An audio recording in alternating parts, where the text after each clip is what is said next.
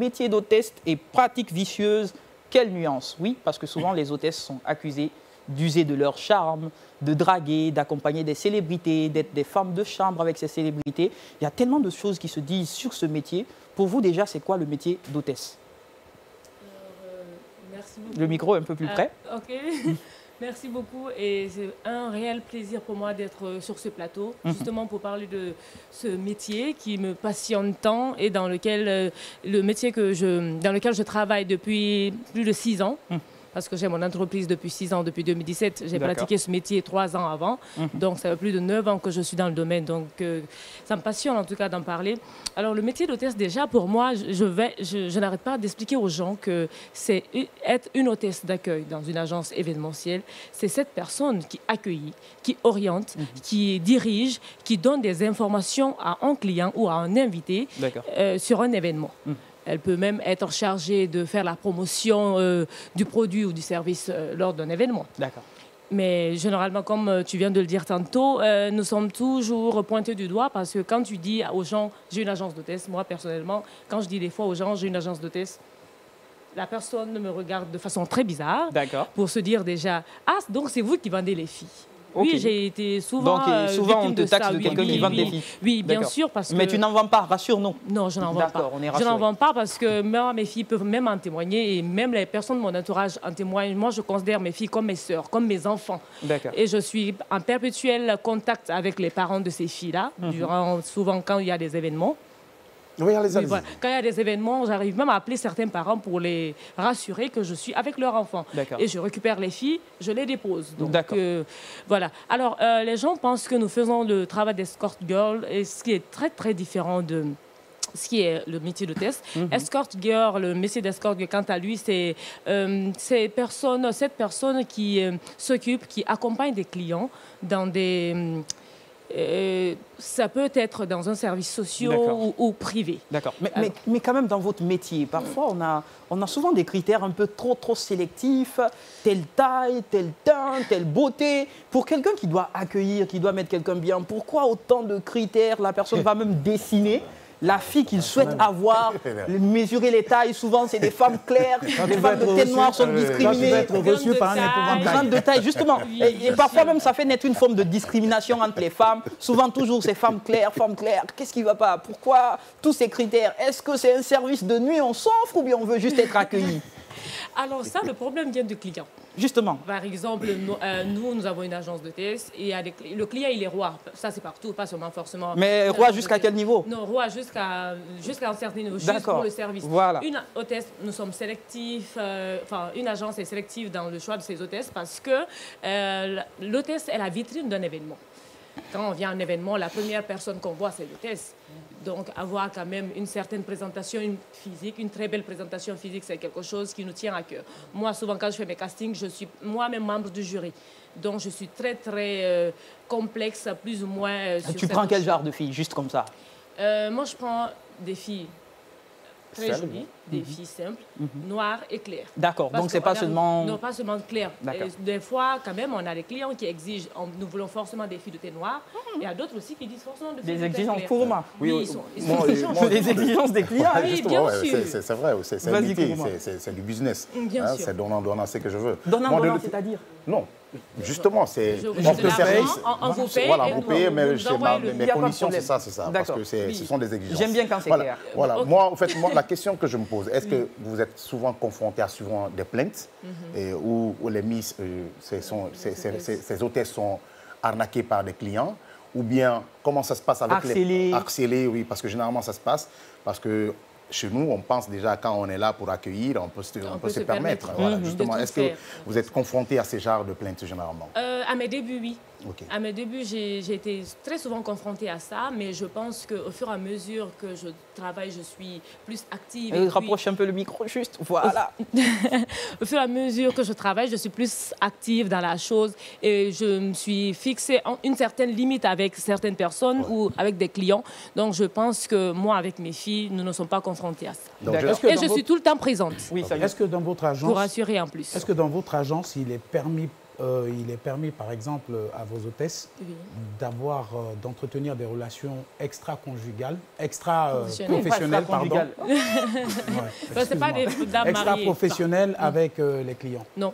D'accord. Pas de relation extra-professionnelle avec les clients. Je ne gère pas la vie privée de mes hôtesses parce que elles sont bien grandes, c'est des étudiants des mêmes diplômés, donc je ne gère pas ce côté. Mais tant que tu portes mon uniforme, parce que c'est ce que je dis dès le début, tant que tu portes mon uniforme, tu es à mon événement, je ne te le permets pas de discuter, d'avoir aucun échange avec qui que ce soit.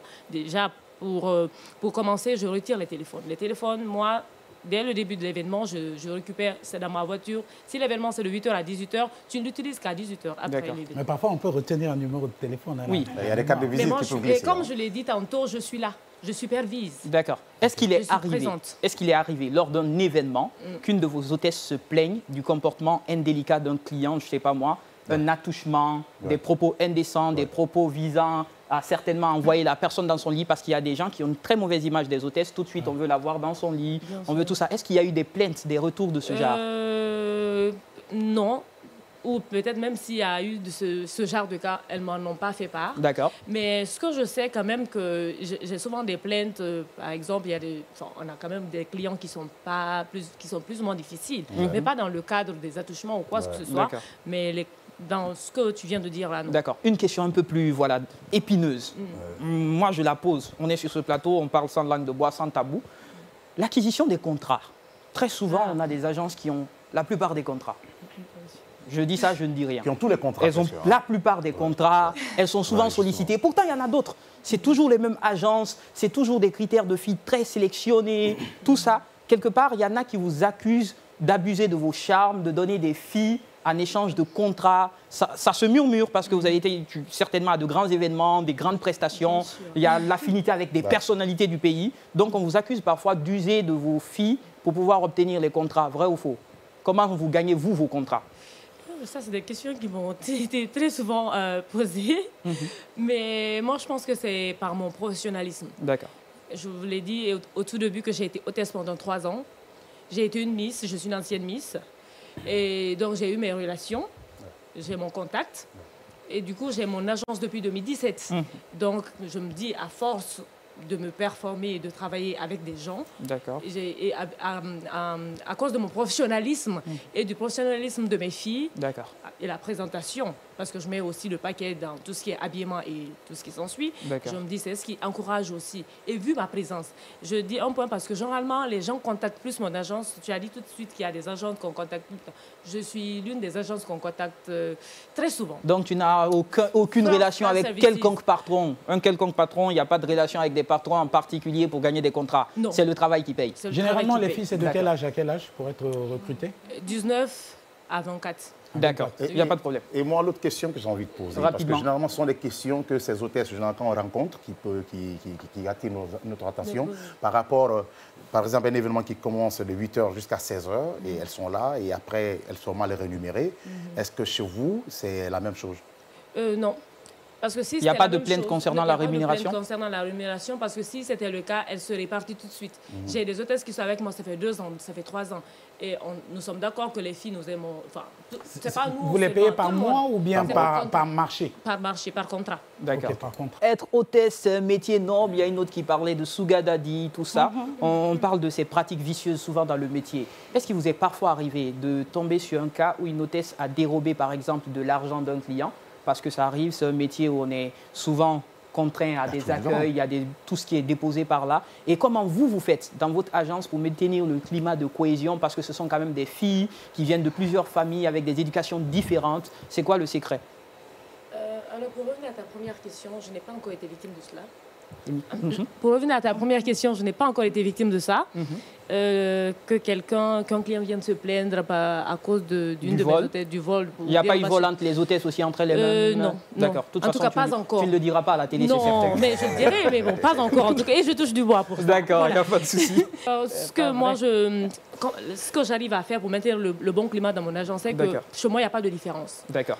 Je ne considère pas l'une par rapport à l'autre. Rapidement, on est presque à la fin. Tu as un message pour ces parents, par exemple, qui ont une mauvaise image du métier d'hôtesse, ces gens qui pensent. Parce qu'il y en a aujourd'hui qui aimeraient voir leur fille se débrouiller, mais le métier, vous les gardez tard le soir, elles sont à des cérémonies la nuit, elles rencontrent des personnalités, ça fait peur au final. Un message.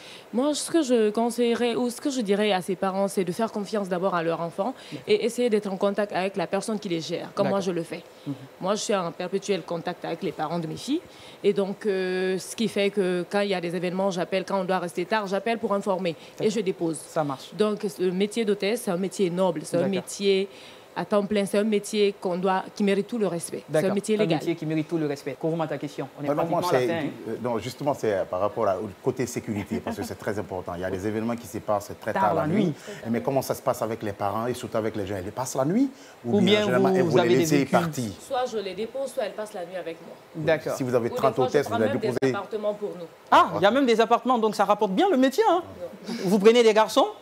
Il y a des autres, oui, nous avons des autres. D'accord, bien. Alors, on est pratiquement à la fin de cette émission. Awa, est-ce qu'on n'a pas touché quelque chose qu'on devait toucher? Tu as quelque chose à dire qu'on n'a pas pu dire avec le temps? Je pense que... On rapproche le micro. Je pense qu'on a déjà tout résumé. Surtout le côté essayer d'expliquer aux parents que ce métier est vraiment un métier noble. Parce que quand on parle d'hôtesse aux parents, ils sont tous... Peut-être que c'est l'image qu'on les a vendue. Oui, est-ce que quelque part, ce ne sont pas vos tenues aussi, parfois des tenues très relevées? Vous parlez des clients qui ont des exigences parfois. Non, par contre, les clients, je pense que les clients veulent vraiment que ce soit des tenues correctes. En tout cas, moi, mes clients.